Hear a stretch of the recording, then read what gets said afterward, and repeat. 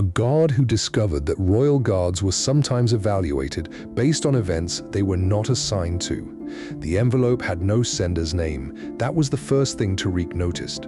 11 years in the Royal Guard and he had received plenty of envelopes, orders, duty rosters, commendations twice, disciplinary notices never. Every single one of them had a sender's name stamped in the upper left corner. Department of Palace Security, Office of the Senior Commander, Protocol Division. This one had nothing, just his name, Tariq al-Rashidi, written in the kind of precise, unhurried handwriting that belonged to someone who had never once been in a hurry in their life. He opened it, standing in the corridor outside the guards' changing room, still in his patrol boots, the marble floor cold through the soles. The letter inside was 3 sentences. Report to Administrative Block C, Room 14, at 0800 tomorrow. Bring your duty logs from the past 90 days. Do not discuss this summons with other personnel. 3 sentences, no signature. He read it twice, then a third time. Then he folded it, put it in his breast pocket, and walked to the end of the corridor where the window looked out over the eastern courtyard. The fountain was running. 2 junior guards were crossing the courtyard below, laughing about something. The palm trees along the far wall were absolutely still in the heat. Tariq stood there for 4 minutes. He counted them. 11 years, not one blemish.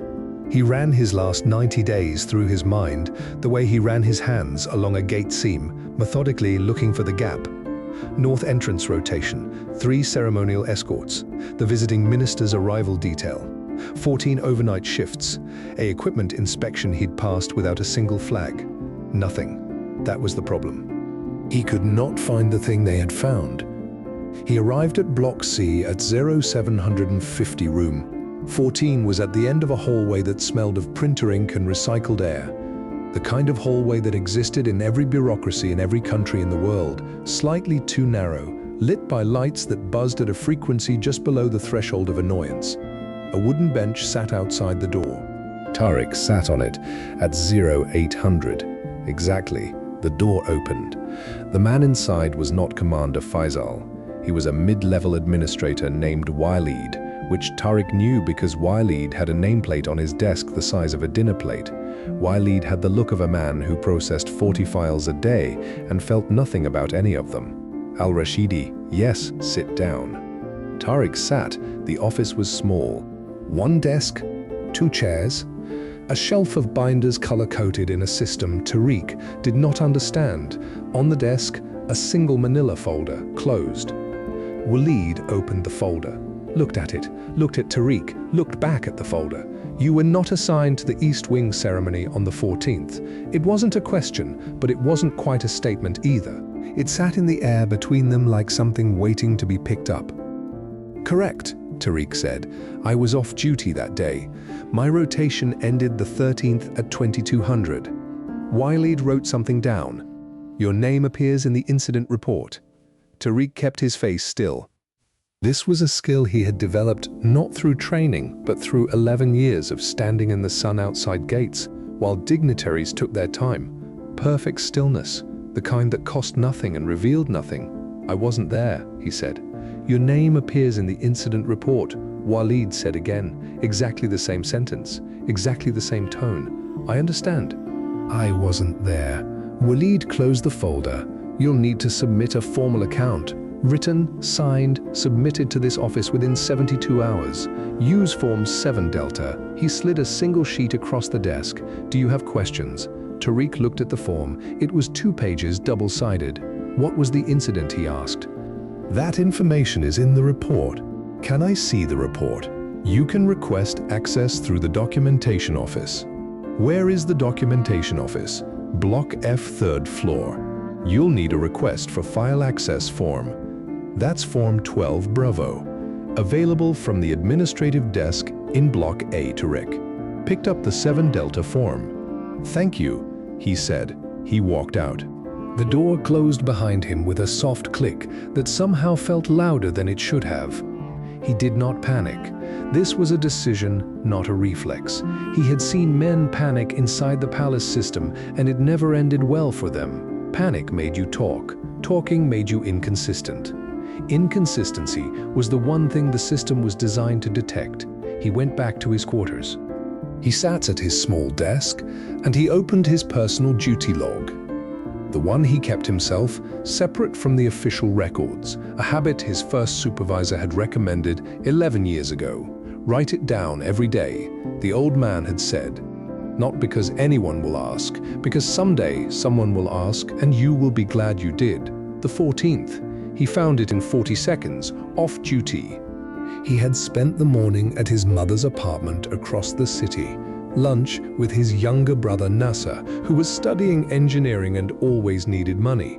Back to the Palace District by evening, he had not set foot inside the compound until his next rotation began on the 15th at 0600. He had 3 witnesses and a traffic camera's worth of alibi, but that wasn't the point yet. The point right now was Form 7 Delta. He read it carefully. It asked for his duty schedule for the past 30 days. His location on specific dates including the 14th. The names of any personnel he had interacted with in the 72 hours surrounding the date in question, whether he had any knowledge of the East Wing ceremony detail, whether he had been approached by anyone requesting him to cover or swap a shift in that period. It was a thorough form. Whoever designed it had thought carefully about what they wanted to know. Tariq filled it out in his cleanest handwriting. Every answer precise, every detail exact. He attached a copy of the relevant pages from his personal log. He signed it, dated it, and walked it to Block C the next morning, 48 hours before the deadline. Waleed took it without looking up, stamped it, put it in a tray. "Is there anything else I need to do?" Tariq asked. "You can request a copy of the incident report through the documentation office. I did that yesterday. They told me I need Form 12 Bravo, which I got from Block A. I submitted it yesterday afternoon." Waleed looked up for the first time. "Processing takes 5 to 7 working days." "Understood," Tariq said. "Thank you." He left. The documentation office was on the 3rd floor of Block F, which was the oldest building in the administrative complex. Built at a time when someone had decided that corridors should be slightly too narrow for 2 people to pass comfortably. Tariq had been there twice in 11 years, both times for routine certification renewals. The clerk at the desk was a young woman named Hessa, who looked like she had been placed there by the universe, specifically to test a person's capacity for patience. Not because she was unkind, because she was thorough. "Form 12 Bravo," she said, taking his form. She examined it, turned it over, examined the back. "You've left field 9 blank." Tariq looked. Field 9 asked for the name of the supervising officer who authorized the access request. "I wasn't told I needed a supervising officer to authorize it," he said. "It's in the instructions. I didn't receive instructions with the form." Hessa opened a drawer and produced a single laminated sheet. She placed it on the counter between them. It was titled Form 12 Bravo Completion Instructions, and it was, Tariq noted, 7 points long. Point 4 stated that all file access requests must be co-signed by the requesting officer's direct supervisor. "Who is your direct supervisor?" Hessa asked. "Lieutenant Hamdan. You'll need his signature on Field 9 and then resubmit." Tariq took the form back. He took the instruction sheet. He thanked Hessa. He went to find Lieutenant Hamdan. Lieutenant Hamdan was a decent man. 23 years in the Guard, broad as a doorframe, with a face that had been weathered by decades of standing outside in the Gulf sun until it looked like good leather. He had taken an interest in Tariq early on, not as a mentor exactly, but as the kind of senior officer who noticed which junior men kept their boots clean and their mouths shut. He read the form. Then he looked at Tariq. "The East Wing incident," he said. "Yes, sir. You weren't there." "No, sir." Hamdan was quiet for a moment. He had a habit when thinking of pressing his thumbnail against the edge of whatever he was holding. A file, a pen, a doorframe. He was pressing his thumbnail against the corner of Form 12 Bravo right now. "Who told you your name was in the report?" he asked. The administrator in Block C wailed. "Did he tell you why?" "No, sir, just that it appeared." Hamdan nodded slowly. He uncapped his pen and signed Field 9 without another word, handed the form back. "Keep your logs clean," he said. "Answer every question you're asked. Don't ask questions you're not invited to ask." "Yes, sir." Tariq turned to go. "Al-Rashidi," he stopped. "Don't talk to anyone about this, not even the men you trust." Tariq looked back at him. Hamdan's face gave nothing away. Neither did Tariq's. "Understood, sir." He resubmitted Form 12 Bravo that afternoon with Hamdan's signature in Field 9. Hesse examined it with the same thoroughness as before, found it complete, stamped it, placed it in a different tray from the first one. 5 to 7 working days, she said. Thank you, said Tariq. On the third day, he found out about Samir. It happened by accident. Tariq was eating alone in the guard's mess, which he often did, not from unfriendliness, but from habit, when Samir sat down across from him uninvited. Samir was 24, 2 years in the guard, and had the look of someone who had been carrying something heavy for several days and was starting to lose his grip on it. He didn't say anything for a full minute, just ate, or pretended to eat. Then, I heard your name came up. Tariq looked at him. In the East Wing thing, Samir said, quieter now. Where did you hear that? People's talk. I was told not to discuss it. Samir put his fork down. He was looking at the table, not at Tariq. I was there that night, on the detail. Tariq said nothing. He waited. I know you weren't there. I know exactly who was and wasn't there. I gave my account to the investigating officer the next morning. Samir paused. I put in writing that you were not present. Then my name shouldn't be a problem, Tariq said. Samir finally looked up. His eyes had the particular quality of someone who understood more about a situation than they wanted to. It's not about whether you were there or not. Tariq waited again.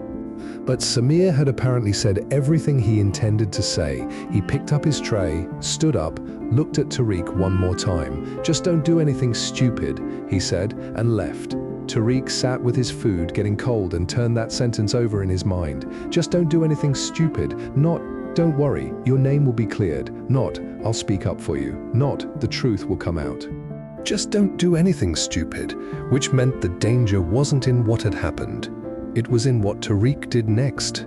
He went back to his quarters that evening and sat with his personal log open in front of him. He wrote down everything.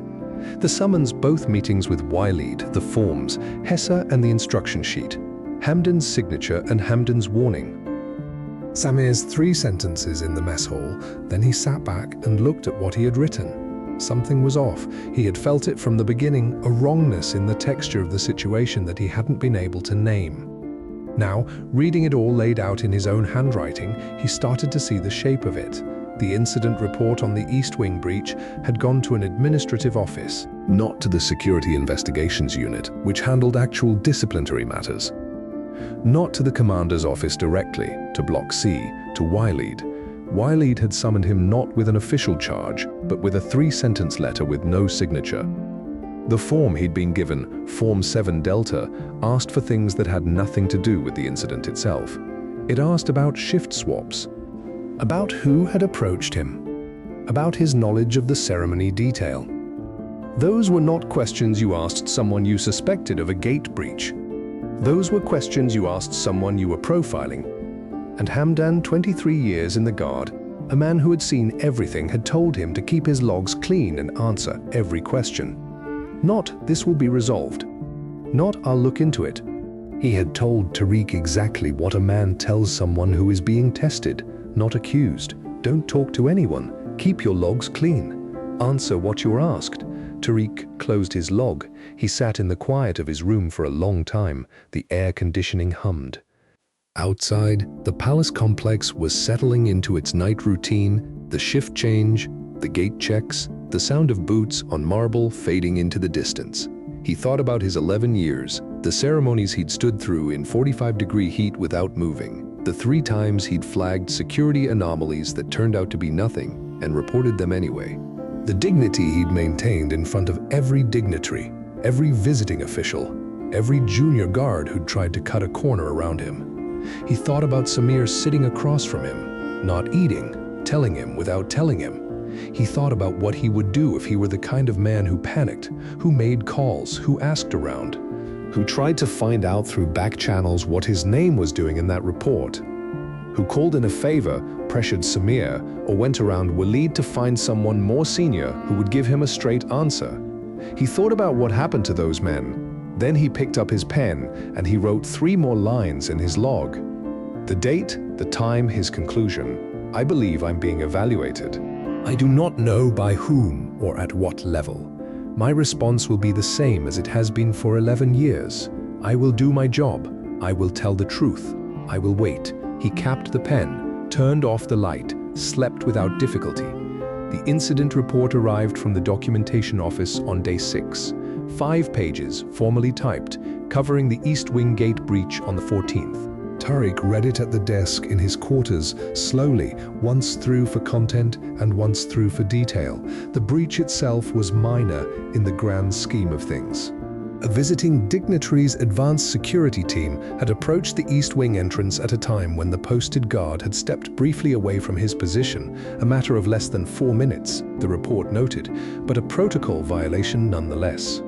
The advance team had proceeded 20 meters into an unsecured corridor before being intercepted by a patrol guard who happened to be passing.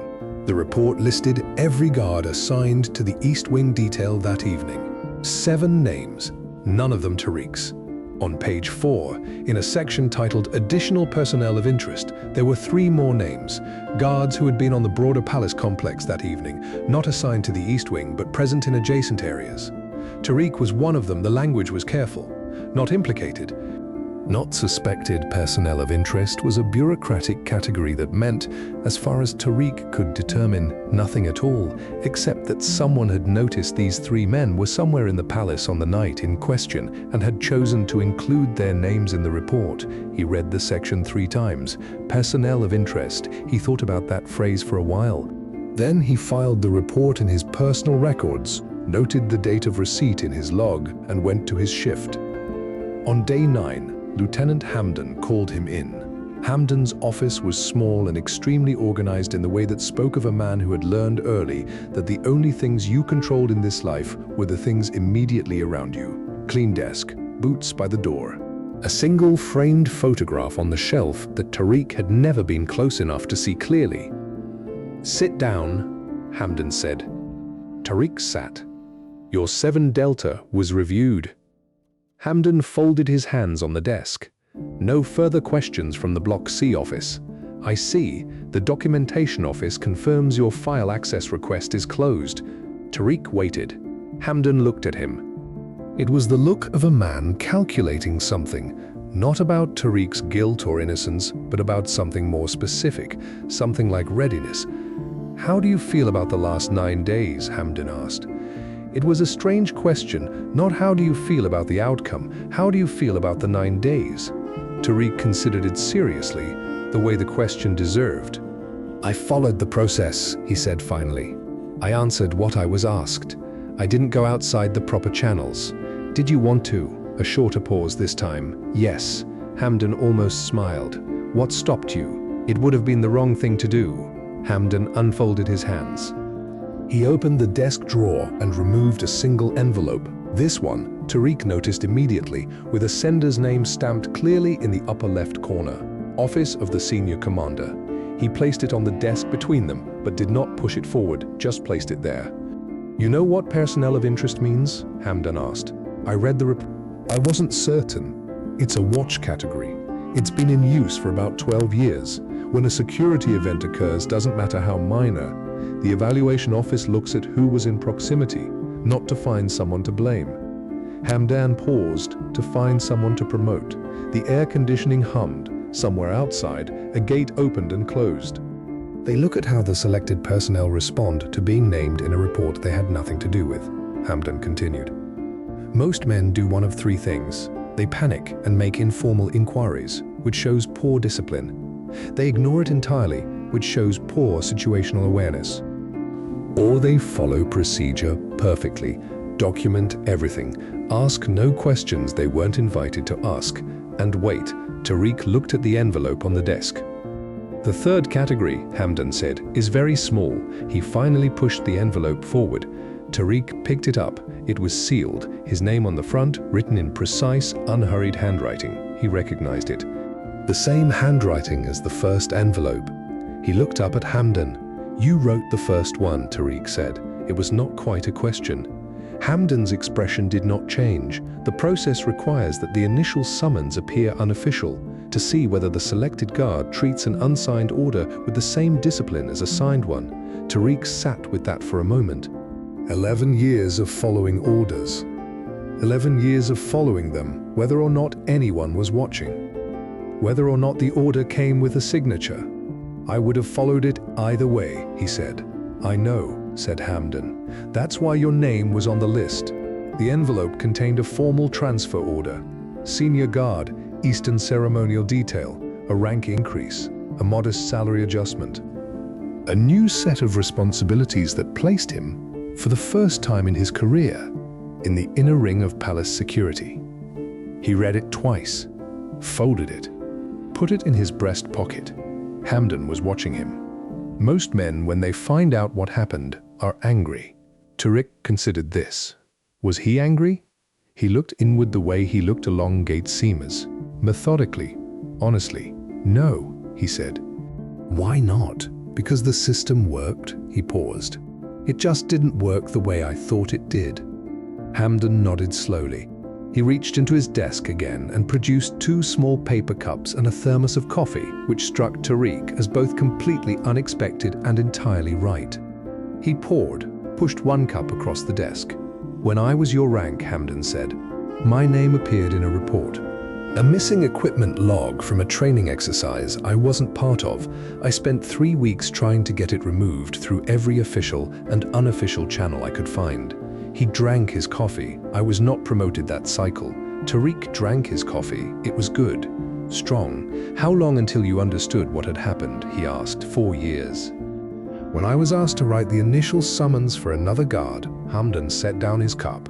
I made sure those envelopes had no sender's name. The courtyard outside was catching the late afternoon light now, the kind of gold-orange that turned the white marble walls amber and made even the most utilitarian buildings look like something worth protecting. Tariq had stood outside in that light hundreds of times. He would stand in it hundreds more. He thought about Samir, sitting across from him in the mess hall, not eating, telling him without telling him, just don't do anything stupid. Samir, Tariq said, the junior guard, he knew. Some of the longer-serving detail guards know the general shape of the process. They don't know specifics, Hamden paused. He was watched too, incidentally, for how he handled knowing. Tariq absorbed this, the layers of it, the palace watching the incident, the evaluation office watching the guards watching each other, all of it happening simultaneously, invisibly in the language of forms and corridors and 5 to 7 working days. It's very thorough, he said. It has to be, Hamden said simply. These walls protect something that cannot afford to be protected by the wrong people. He walked back to his quarters through the eastern courtyard. The fountain was running. The palm trees along the far wall were still. The light was doing what Gulf light did in the last hour, before sunset, settling into everything, making shadows long and warm and exact. He passed 2 junior guards crossing the courtyard. They were laughing about something. He did not know what. He had laughed like that once, years ago, about things he could no longer remember. He thought about Form 7 Delta and Form 12 Bravo and Hess's laminated instruction sheet. He thought about Walid, who had looked at him with perfect administrative neutrality and said, your name appears in the incident report in exactly the same tone twice, and who had been, Tariq now understood, doing his job with complete precision. He thought about the 5 to 7 working days that had stretched out in front of him like a hallway with no visible end, and how he had walked it anyway, 1 step at a time, without running. He thought about what Hamden had said. The 3rd category is very small. He had not thought of himself as anything particular. He had thought of himself as a guard doing his job, following procedure, telling the truth, waiting. These had not seemed like choices at the time. They had seemed like the only available options. That he realized was probably the point. The palace complex was large. He knew most of it. The ceremonial gates and the service corridors. The marble that stayed cold even in July. The particular acoustic quality of the inner courtyard at night, when the air was still and every footstep came back to you slightly delayed, like an echo that couldn't quite keep up. In 2 weeks he would begin his new assignment, new gates, new rotation, a new set of responsibilities that would require him to be, in some ways, a different kind of guard, not standing outside the process but inside it, trusted with things that were not written on any form. He was not sure he had earned it. Then he thought that was probably also the point. The men who were certain they had earned it were not, as a rule, the men who had. He stopped at the edge of the courtyard, looked up. The first stars were coming out. In the desert, they came fast. One moment the sky was blue, and the next it was full, as if the dark had been waiting just behind the light the whole time. He had watched this happen thousands of times from gate positions across this compound. It had never once looked like anything other than exactly what it was. He stood there for 4 minutes. He counted them, then he went inside.